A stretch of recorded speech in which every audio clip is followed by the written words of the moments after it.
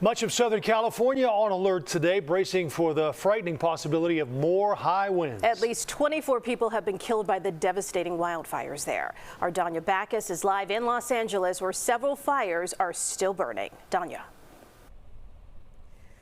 Good evening, Erica and Joe. Thankfully, as of now, the winds have not been as strong as they were expected to be. But with wind alerts continuing through tomorrow, officials here have not let their guard down.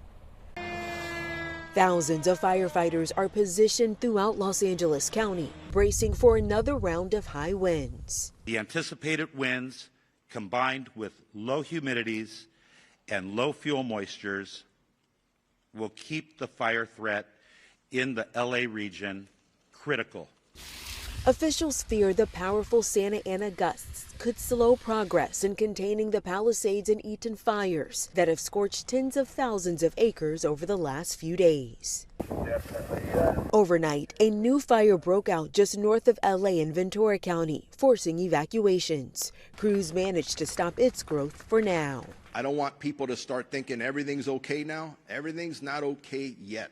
The wind's blowing and it's going to continue to blow. Because city officials know just how quickly these fires can spread and how much devastation they can cause, they are warning residents to be prepared to evacuate at a moment's notice and to have a plan for their pets. If you're asked to evacuate, please listen to all evacuation orders, as they are meant as a life-saving measure. Just a week ago, hundreds of residents from Pasadena area nursing homes and assisted living facilities were forced to flee as the Eaton fire threatened the region. This was our home. Staff at the terraces of Pasadena raced to help seniors, even carrying some on their backs. The elevators obviously were out of order, so we had emergency stair chairs that the staff was able to use. We've had staff also had to carry our residents down. A number of residents of Altadena have since filed lawsuits against Southern California Edison, claiming the utility triggered the blaze. The company tells CBS News the cause of the fire continues to be under investigation.